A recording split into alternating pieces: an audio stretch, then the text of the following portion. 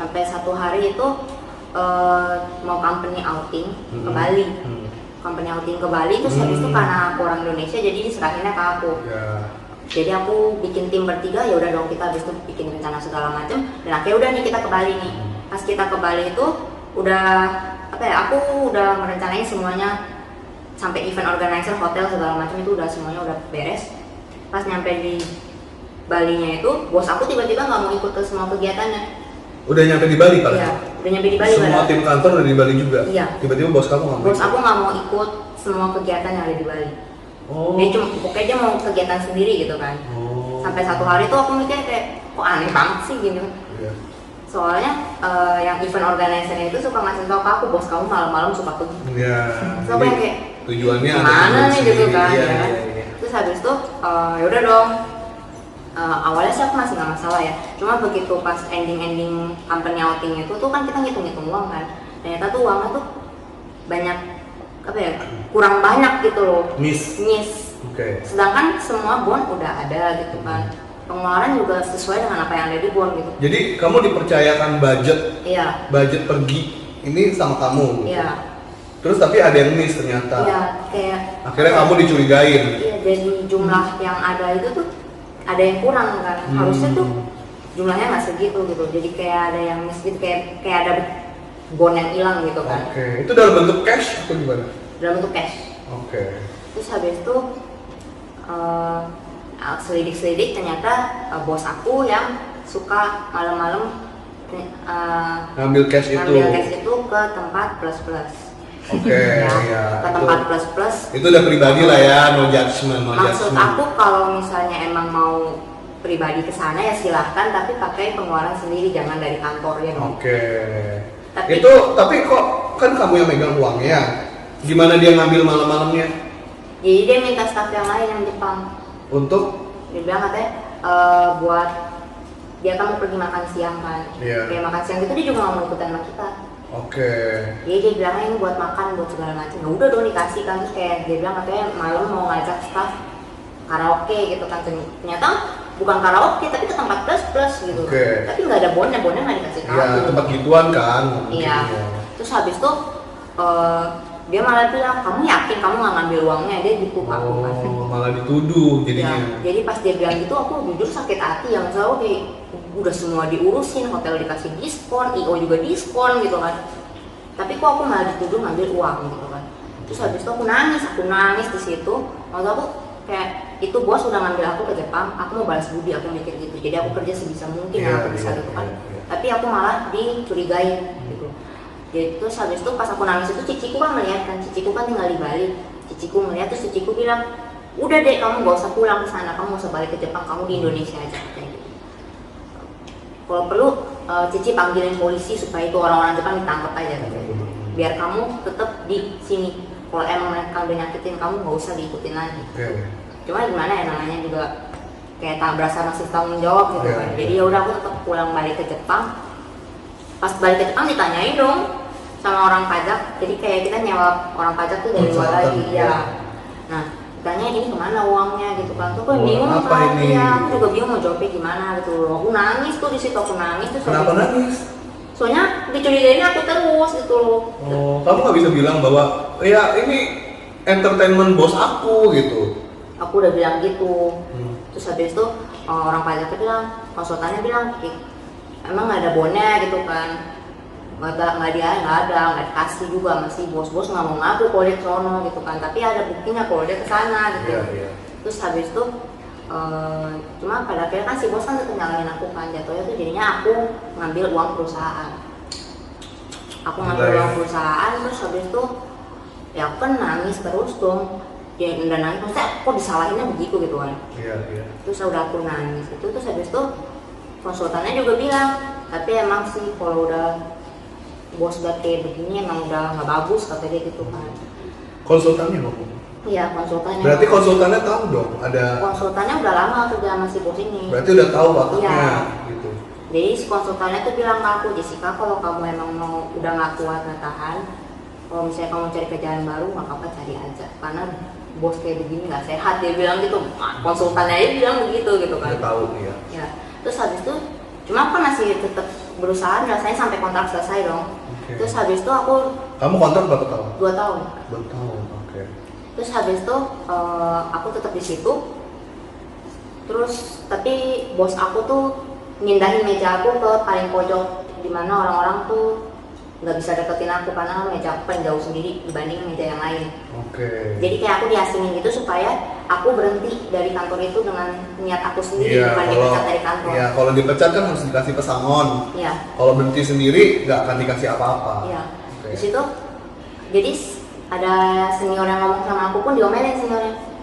Kenapa kamu ngomong sama Jessica, nggak usah diajak ngomong gitu. Jadi sejak perkara uang itu kamu dimusuhin bos nih Iya, ceritanya. aku dimusuhin bos, terus habis itu kayak makan siang jadi sendirian. Aku jadi Oke. makan siangnya tuh di tangga darurat. Ya ampun. Aku makan siang di tangga darurat. Terus Karena staff lain tuh nggak boleh bicara Iya. dengan kamu. Iya, jadi aku makan di tangga darurat. Terus habis itu aku sering nangis di WC. Iya. Ya pasti jadi sedih lah, jadi sebel lah ya. Gimana yang mau Iya. kerja Udah. kalau lingkungan kerjanya jadi Iya, nggak enak gitu. Dan gaji kan juga nggak sesuai sama perjanjian awal. Jadi itu kayak hidup aku tuh gimana ya? Dibilang berkecukupan juga enggak gitu. Jadi mesti ngirit banyak sih, kayak karena aku mau butuh refreshing daripada aku stres, aku mikir gitu. Jadi aku ngirit dari uang makan aku cuma tahu toge, iya tahu toge roti pisang, Tiap hari itu. iya. Oke. Itu tiap hari kayak gitu. Tiap Kalau- hari itu maksudnya ganti-ganti. enggak sama. Seperti itu terus. Iya. Makan minum makan dan Oke. Kalau misalnya Kalau makan malam gimana di sana? kalau makan, aku biasanya hampir nggak pernah makan malam sih. Oh gitu. Gara-gara ngirit. Iya, jadi aku Ya cuma ampun. sehari makan sekali. Sehari sekali doang. Iya. Dengan kamu kerja dari pagi sampai jam Aku kerja dari jam 9 pagi sampai jam 12 malam. jam 9 pagi jam 12 malam ngapain? Jadi kalau senior belum pulang, aku nggak boleh pulang. Padahal kerjaan kamu udah beres. Iya. Oh gitu ya. Jadi ya udah. Emang di Jepang senioritasnya tinggi sih. tinggi sih. memang. Ya. Kalau mereka belum pulang, kita nggak boleh pulang. Mereka belum bilang, ya kita nggak boleh kerjain yang B gitu. Padahal job desk kamu udah nggak ada sih. Nggak ada, Tapi kamu nggak boleh pulang. nggak boleh pulang. Aku mau tahu juga sih untuk kira-kira kalau untuk teman-teman yang kerja di Jepang gimana? Apakah memang culture Jepang seperti itu? Ini aku cuma sekedar nanya ya, nggak ada intervensi apapun dan disclaimer. Ini adalah pengalaman yang dialami pribadi oleh Jessica. Bukan semua orang Jepang seperti ini dan bukan semua perusahaan Jepang seperti ini. Akan tetapi ini adalah pengalaman pribadi, jadi nggak bisa diprotes apapun karena ini pengalaman dia. Mungkin kalau pengalaman Anda, teman-teman di rumah yang lain semuanya mungkin ada pengalaman yang berbeda, boleh di komen kira-kira di bawah pengalaman kamu bekerja di Jepang seperti apa. Oke lanjut, uang nggak ada, waktu nggak ada, no life ya. Berarti apa yang kamu rasakan di situ? Itu aku benar-benar berasa kayak apa ya, kayak orang gagal gitu. Gagal. Iya. Maksudnya aku ke Jepang dengan pikiran aku mau pulang dengan sebagai orang sukses dong gitu kan, maksudnya Iya, bisa iya. nyenengin papa mama lah Iya, gitu, sebenarnya iya. bawa uang gitu kan Iya. pulang kan, tapi malah nabung aja kagak bisa gitu kan, Iya, udah iya. nabung nggak bisa, terus habis itu temen juga nggak punya, jadi Teman apa ya? kantor juga nggak ada yang mau deket Iya. sama kamu. Jadinya tuh kayak setiap hari tuh kerjanya nangis, mulu nangis. Terus kadang tuh telepon mama tuh yang mama tuh selalu bilang udah kalau nggak kuat pulang aja gitu kan. Cuma emang gimana ya, namanya pride kali ya. Jadi aku tuh yang masih enggak, aku harus tetap masih kerja di sini. Aku mikir gitu. Dan lagi emang cita-cita kamu di Jepang ya, hidup Iya. di Jepang gitu. Terus aku udah apa ya, akhirnya tuh sampai satu hari tuh si bos aku marah tuh, dia lempar asbak. Gila ya. Ya, Lempar asbak ke kamu, iya, ke muka. iya. Oh ya ampun. Untungnya nggak kena ya. Untungnya Iya, aku iya, menghindari iya. paling, cuma dari situ aku udah tahu gila ini orang. Ya gak berarti kan bayar. main tangan ya, main tangan, main fisik. Tapi sebenarnya bisa kan dilaporin kalau udah. Sebenarnya bisa asal. Apalagi kalau ada CCTV. Iya, nah masalahnya di kantorku nggak ada CCTV. Oke. Nggak ada CCTV terus, iya gimana ya, di saat kita lagi down depresi begitu, gimana ya, nggak bisa mikir gitu jatuhnya kan. Iya. Dan karena aku dijauhin sama yang lain, jadinya tuh kan nggak bisa komunikasi sama siapapun kan, Ya, jadinya nggak tuh, ada tempat untuk curhat. jadinya tuh aku tuh tiap hari tuh bawaannya tuh apa ya, negatif gitu bawaannya, negatif. Terus habis itu nangis, nangis dan nangis. Terus habis itu sampai akhirnya tuh aku mutusin udahlah aku mau keluar aja, aku mikir gitu, aku keluar dari perusahaan itu. Tapi aku keluar dari perusahaan itu pun ternyata nggak seindah bayangan aku gitu. Oke. Aku berusaha nyari kerja yang lain dan ternyata kerjaan lain itu semuanya nggak ada yang beres. Oke. Dimana aku banyak ngalamin apa ya, kayak ketidakadilannya dunia gimana sih kayak Oke. kenapa aku doang gitu, kenapa aku doang yang kayak gini. Kayak aku bahkan sampai kerja di 2-3 tempat gitu kan. 2-3 tempat dalam 1 minggu itu? Iya, Beda-beda atau satu hari bisa 2-3 tempat? satu hari bisa 2 tempat. Satu hari bisa 2 tempat, gimana caranya? Jadi kalau misalnya aku kerja dari jam 9 sampai jam 12, selesai kerja itu aku langsung pergi lagi.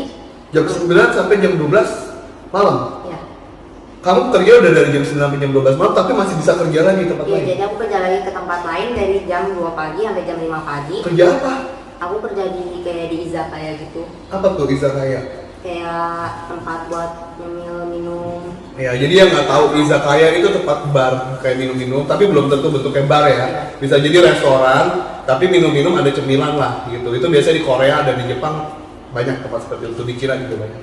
Terus Itu aku kerja dari jam 2 sampai jam 5 pagi terus Jadi pulang. kamu sebagai waitress, waitress.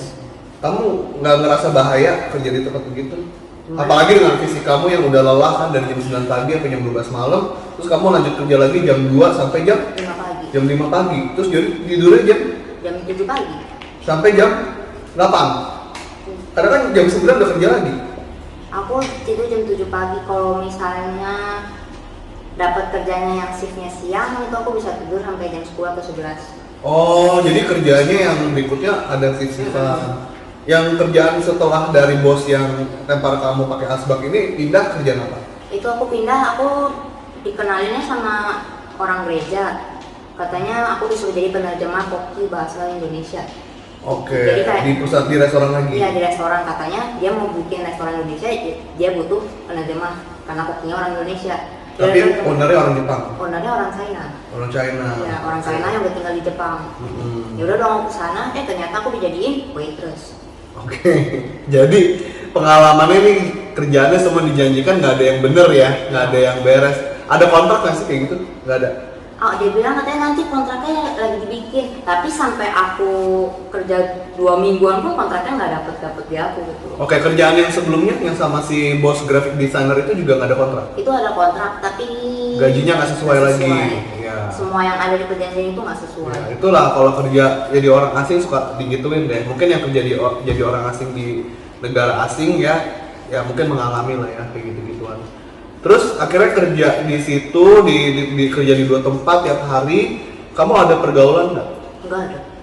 Teman gereja kan kamu bilang tadi kamu ke gereja. Aku ke gereja, tapi gereja aku tuh lebih banyak ibu-ibu rumah tangga. Oh, Ya, gerejanya gereja Jepang atau gereja? Gereja Jepang yang orang Indonesia semua. Oh, jadi isinya orang Indonesia, jadi kamu bisa ngobrol sama mereka. Tapi nggak involve di dalam juga karena cuma datang, pergi, terus pulang gitu ya. Kadang bahkan nggak bisa ke gereja karena minggunya aku kerja.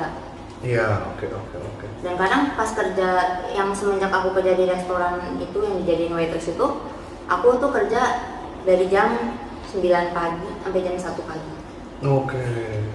Dan itu jauh banget dari rumah, pulang pergi itu bisa 4 jam. Pulang pergi 4 jam, jadi 2 jam pergi, 2 jam pulang. Iya. Jauh itu. Itu gimana tidurnya ya? Bayangkan tidur di kereta dong ya? Itu aku takut ketinggalan kereta kan, jadi selama naik kereta itu aku pasti melek, nggak bakal tidur. Gitu. Cuma ada satu poin di mana pas lagi pulang itu aku ketinggalan kereta karena aku udah bilang aku kereta terakhir jam 1:30 pagi, tapi waktu itu aku disuruh kerja jam 1:30 pagi. Jadi aku ketinggalan kereta. Aku ketinggalan kereta itu, aku kira kan masih sempet ya. Jadi aku tuh lari sekencang-kencangnya aku lari ke stasiun, lagi musim dingin. Terus habis itu begitu aku nyampe keretanya jalan. Aduh. Terus aku udah yang kayak Swing, bye-bye. Sedih banget deh itu. apa ya, kayak udah dingin. Terus habis itu lutut aku juga sakit kan. Iya. Lutut aku sakit karena cedera. Jadi tuh kayak udah lari ketinggalan kereta tuh udah kayak rasanya tuh kayak Sedih banget. iya udah Kesel. kayak kesel. Terus habis itu aku nangis di stasiun sampai orang-orang ngeliatin sih, cuma aku udah bodo amat udah capek banget. Tuh aku nangis di stasiun, aku nangis. Terus habis itu aku telepon mama aku kan, aku bilang mama aku udah gak kuat, aku bilang gitu. Mama aku bilang ya udah kok kamu gak kuat, pulang aja, kata mama aku gitu kan. Cuma nggak tahu sih, emang pride aku kayak gede banget gitu kan. Jadi aku masih berusaha nyari kerjaan lain tuh. Jadi aku sempat pindah ke 2 kerjaan lagi. Itu juga nggak ada yang beres sama sekali. Itu nggak ada yang beres sama sekali sampai akhirnya dari satu poin tuh kayak aku udah capek banget pulang kerja jam 12 malam gitu. Aku pulang kerja terus aku capek, aku cuma duduk aja tuh. Aku duduk di stasiun nunggu kereta. Tapi pas kereta datang aku nggak naik. Oh, kenapa? Cuma ngeliatin doang gitu loh, kayak gak tau ya, kayak udah hopeless. oh ya udah hopeless gitu loh, maksudnya kayak kok gini banget sih hidup aku mikir gitu kan. Terus habis itu kayak nggak tau ya, badan gerak sendiri sih, kayak apa ya, kayak begitu ada kereta lain mau datang gitu, kayak badan aku gerak sendiri, kayak aku mau lompat ke kereta itu loh. Oh my god. Ini gara-gara depresi nih, jadi negatif thinking. Kamu ngelihat kereta jadi pengen lompat ke kereta. Iya, gitu karena ya? gimana ya, aku mau telepon, mau kasih tahu cerita ke keluarga juga gimana ya, kayak Gak enak gitu kan, kayak nggak mau bikin mereka khawatir gitu kan. Terus cerita ke teman juga mereka nggak akan ngerti karena mereka nggak di posisi aku gitu. Iya. Jadi aku udah di posisi gitu, pas aku udah pengen lompat itu, handphone aku geter. Oh. Kan Kamu tuh mau lompat tuh bener-bener udah berdiri di depan ujungnya. udah lewatin garis kuning. Kan biasanya kan kalau teman-teman yang udah pernah ke Jepang itu biasa di samping rel keretanya ada yang ada tutupan, ada yang enggak ya. Iya. Tapi pasti ada garis kuning. Iya. Nah, kamu udah ngelewatin garis kuning Iya. itu. Biasanya kalau siang-siang kita ngelewatin garis kuning, biasanya itu ada security yang gitu. Ya kan, biasa kita disuruh mundur, nggak boleh ngelewatin garis kuning. Tapi karena ini malam-malam, Iya. sepi. Terus kamu berpikir ingin terjun ke Iya. itu. Terus pas aku udah mau terjun itu, handphone aku getar. Begitu aku lihat mama kan, mama tuh emang suka telepon aku kalau malam. Iya. Terus habis itu begitu lihat nama mama langsung nangis tuh aku. Aku kayak gila, aku bego banget sih, aku mau ngapain gitu kan. Iya. Terus habis itu aku angkat dong telepon mama kan.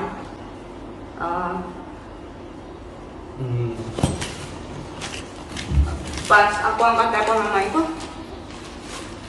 mama nanya, "Dek, kamu gimana kabarnya? Baik-baik aja nggak?" gitu kan. Mama ada mimpi gitu kan, mama mimpi kamu di depan pintu rumah tapi kamu nggak mau masuk ke rumah.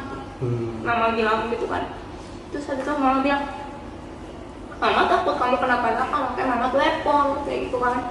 Terus habis itu aku yang kayak, dari situ aku bilang ke mama, aku nggak kuat, aku rasanya pengen mati aja, aku bilang gitu.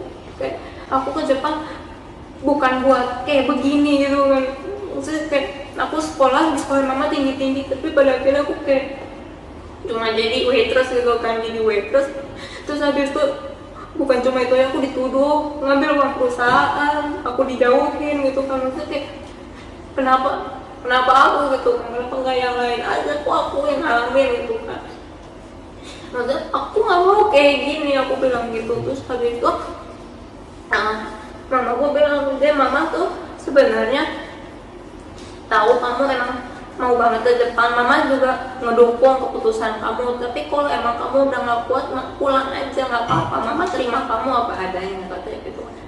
"Kamu gak usah berasa kecewa, kamu gak usah berasa kayak orang gagal, mama nggak masalah kok kamu pulang ke sini nggak bawa apapun juga, mama nggak masalah, yang penting kamu pulang," katanya gitu.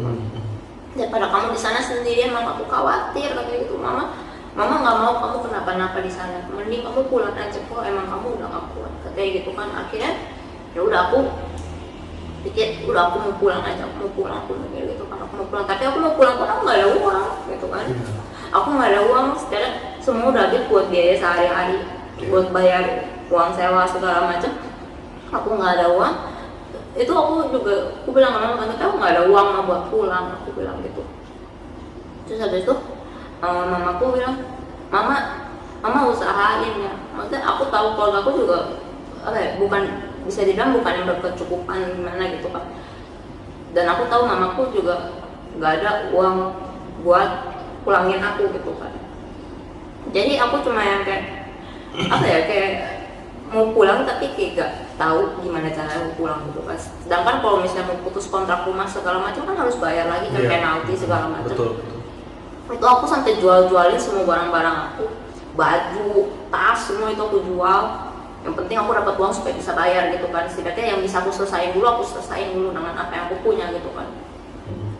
Sampai waktu itu teman aku tiba-tiba, teman aku kan ada yang di Jepang juga, tapi dia tinggalnya di beda daerah sama aku.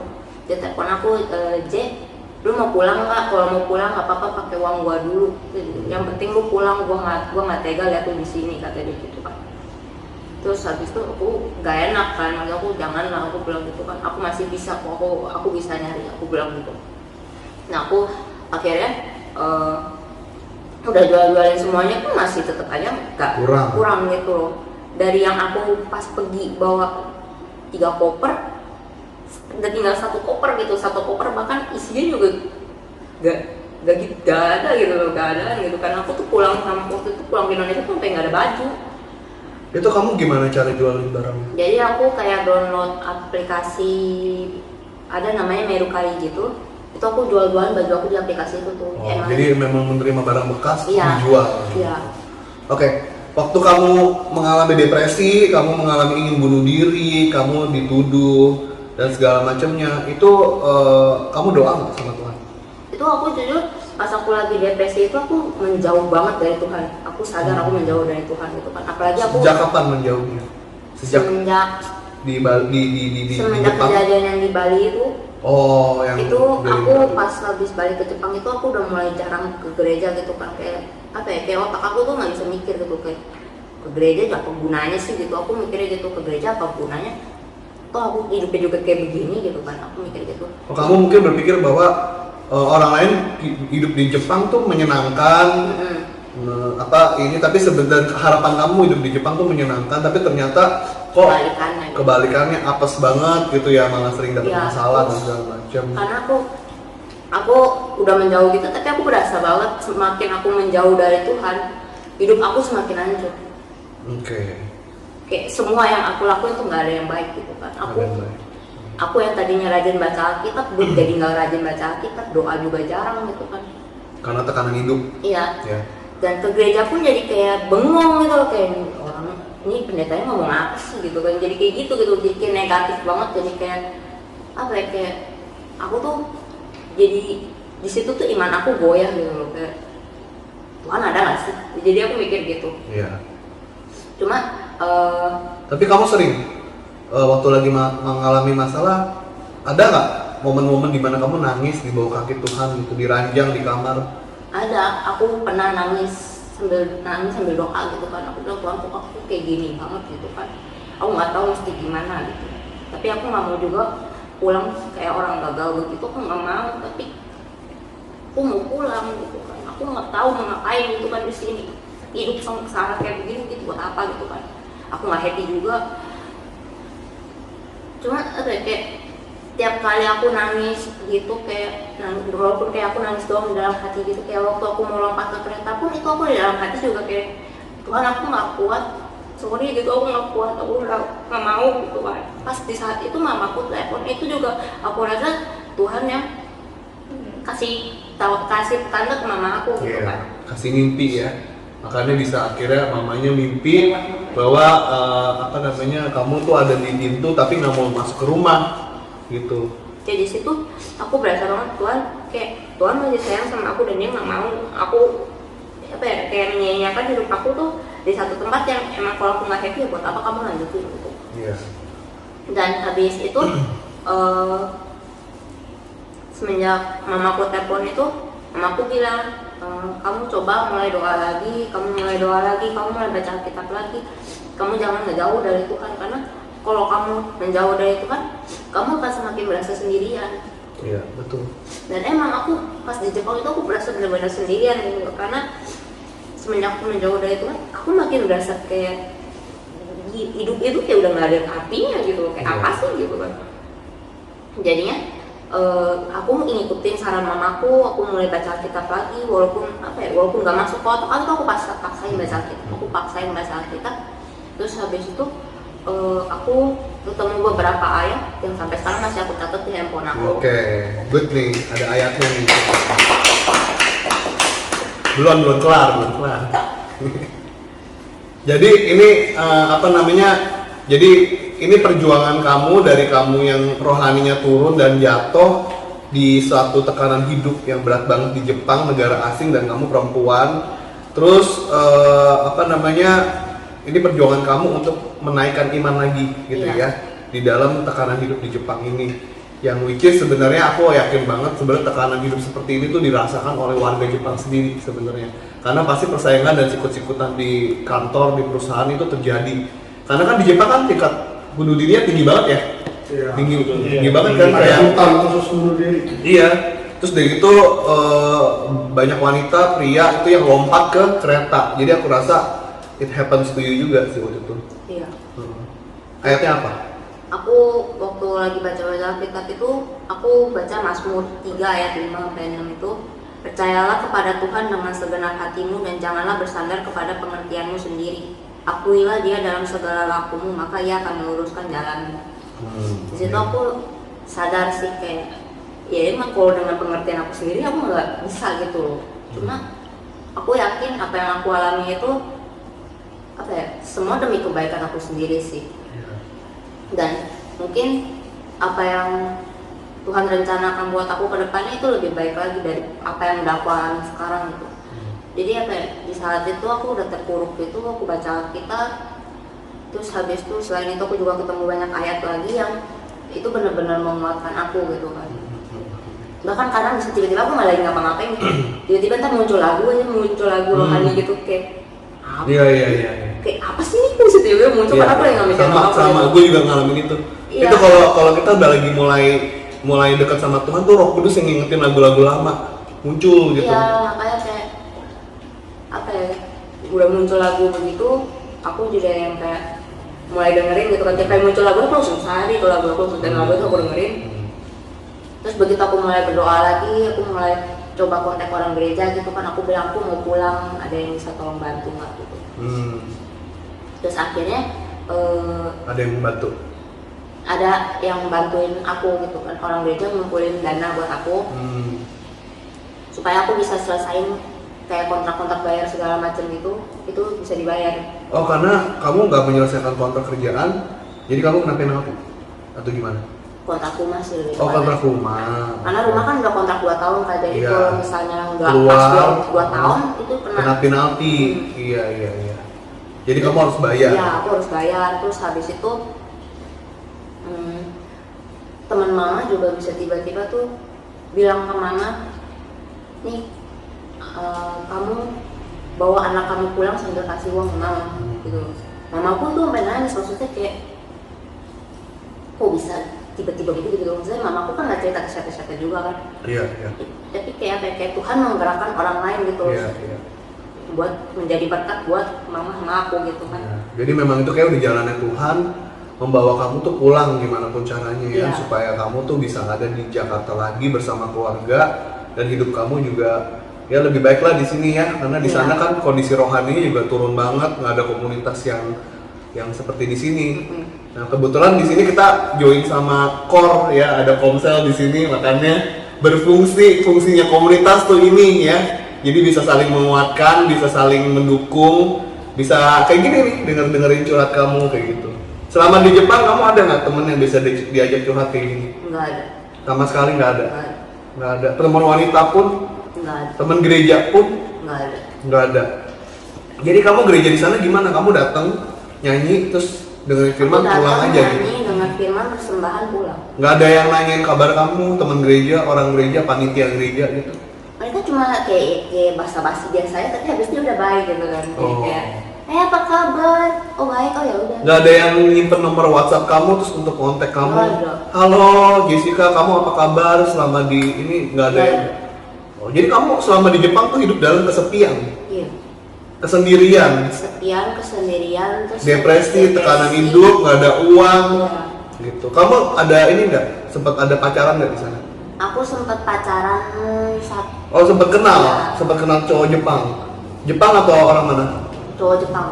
Itu Asli orang Jepang. iya, Oke. kayak mungkin nggak semua cowok kayak gitu sih. Cuma emang apes lagi keberuntungan aku lagi nggak ada aja gitu. Heeh. Dan aku emang lagi super lonely, jadinya tuh pas aku dideketin sama itu cowok, aku langsung oke gitu kan. Oh, jadi kamu sempet ada ditaksir sama pria Jepang karena kamu kesepian, lonely, dan akhirnya terima-terima aja Ya, itu tawaran aku dari dia untuk terima aja. pacaran sama dia. Ya, terus cuma aku nggak awalnya nggak gitu sadar ya dengan posesifnya dia gitu.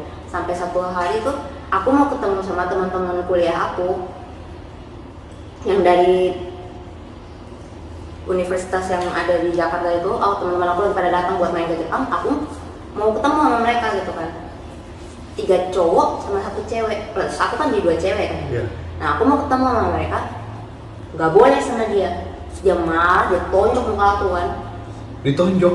Iya, dia tonjok muka aku. Pacar kamu yang orang Jepang itu Iya, nonjok kamu? Dia nonjok aku, sampai aku Nonjok di muka? Iya, sampai aku mimisan. Wah. Itu aku udah mimisan. Aku shock kayak jujur ya, kayak gila. Papa mama gue nggak pernah mukul aku gitu kan. Ini dipukul ke cowok gitu kan, yang bahkan bukan negara beda gitu. Itu pacaran berapa lama ditonjok? Itu aku setelah pacaran sama dia baru 3-4 bulan itu udah ditonjok ya. 3-4 bulan udah ditonjok di muka. Gila nggak sih orang? Siapa nih semuanya? Udah gitu, ya aku nggak terima, aku tonjok balik kan. Oh,